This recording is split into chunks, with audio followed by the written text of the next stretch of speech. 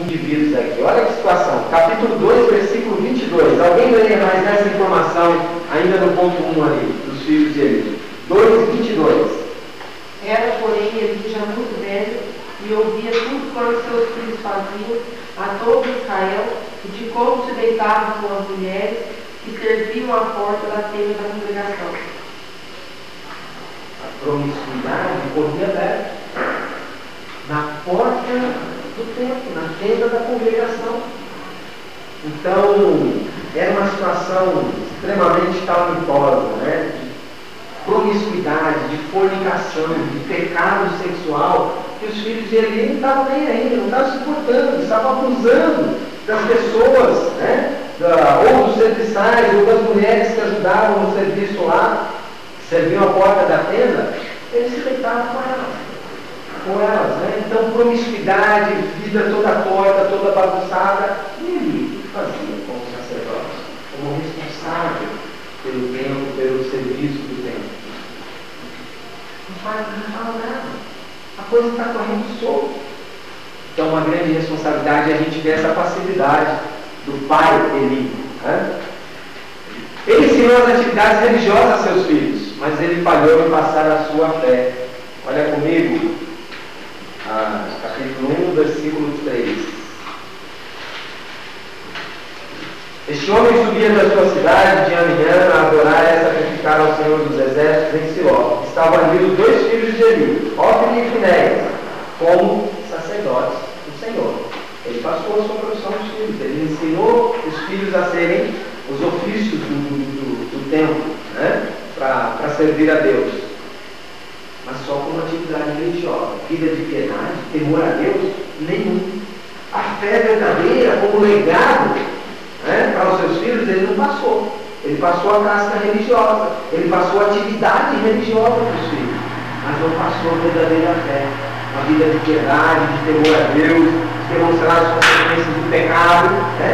Queridos, isso tem que começar desde cedo, né? A gente que já tem os filhos um pouquinho maior, a gente sabe que isso tem que acontecer, né?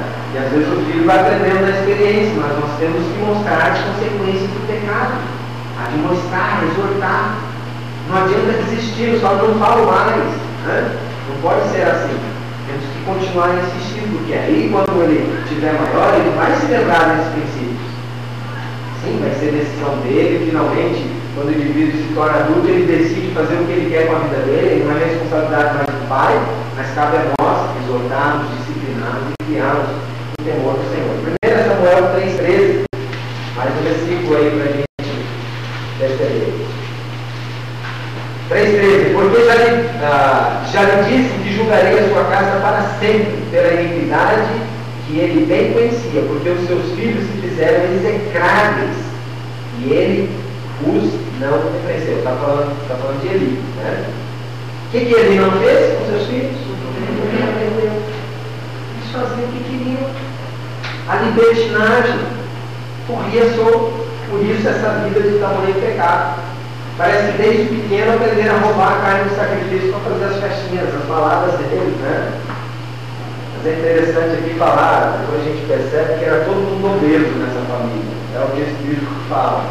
Então viviam os prazeres da própria carne, dos desejos, vão comer churrascado e depois tem as mulheres lá no templo na tenda da congregação, as mulheres servem lá fora. E ele nunca os repreendeu. E Deus se indignou disso. Essa foi a grande falha de Eli. Cabe a nós como pais, né, temos a consciência dessa responsabilidade. Somos líderes morais, espirituais do nosso lar. Nós temos que alimentar a nossa família com a palavra, né? Sim, temos que ensiná-los a amar a Deus, a se envolver no ministério, né? Não adianta só pedirmos que o filho vá para a atividade, mas envolvê-los. Tem amor a Deus, né? Tem uma vida piedosa, uma vida de temor a Deus, porque Deus, antes dele ser pai, ele é criador, mas ele também é juiz, né? Temos que mostrar tudo isso para os nossos filhos, a levá-los a uma vida de temor a Deus, e passar o legado de fé. Ele pode ter sido um pai amável e tolerante no sentido de sentimentos, né? Mas ele falhou em disciplinar e e corrigiram seus filhos, como esse versículo aí diz para a gente, 3:13. Deus o põe ali por honrar mais os seus filhos do que o próprio Deus. Então Deus repreende dizendo, 1 Samuel 2:29, e tu porque honras a teus filhos mais do que a mim. Olha que interessante, né? Para tu e eles vos engordastes. Aí está a obesidade da família, literalmente engordou mesmo, né?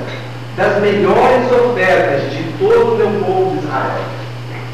A picanha mais bonita, gordurosa, né, macia, era para o sacerdote, enquanto que era só uma pequena parte, e era para os sacerdotes, eles não pegavam a melhor parte. No caso ali, teve os seus filhos como um ídolo no seu coração, uma proteção. Ele dá o melhor para os filhos, mas na verdade ele não deu o melhor. Ele parecia que estava preocupado em dar o pão para os filhos, em cuidar dos filhos, mas no fim não era isso. Ele não deu o principal, que era o legado de fé e uma vida piedosa. E Deus os repreende dizendo, né, você está honrando mais os seus filhos do que a mim. Queridos, é isso que vale no casamento.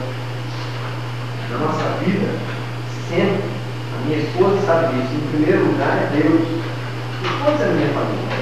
Minha família é muito importante, sim, mas em primeiro lugar todos os princípios da palavra que me confronta e que tem que me levar a uma vida de santidade para com Deus. Uma vez que isso é verdade na minha vida, então eu tenho que levar esse legado e espalhar e ser o sacerdote da minha família. Infelizmente não é essa a realidade que a gente vê em muitos lares, né? A negligência dos pais, a negligência do pai como líder moral, líder espiritual, e acho que o simples fato de pagar uma passagem para o filho para ir para a Disney é tudo que pode dar para o filho. É muito legal ir passear na Disney, a gente especaca diante de tudo o que temos de glorioso para ensinarmos, de vivermos, de exortarmos, de disciplinarmos, de instruir na palavra os nossos filhos. Porque isso vai refletir na eternidade, né? De caráter, de santidade, de piedade da vida deles. Mas o prazer de uma viagem para Disney vai passar e talvez o simples fato de querer dar e dar e dar coisas para os filhos é exatamente o que vai estragar os filhos, não é? A gente tem isso, infelizmente, em muitas famílias. Os pais estão preocupados em dar para os filhos. Talvez pelo fato de não terem tido, querem fazer tudo para dar para o filho. Mas eu não tive isso, eu quero dar. Bem, é um outro, é interessante, mas peraí, você está dando mais importante? Dá primeiro o mais importante. Dê a palavra de Deus, dê os princípios de Deus, dê a instrução de Deus, dê a disciplina, dê a demonstração, dê a exortação. Como falta isso, né, nos nossos dias de hoje. Ele falhou em aceitar a sua responsabilidade de ser um líder moral, espiritual, em casa, e permaneceu passivo quando devia ter sido ativo. Por que atuar?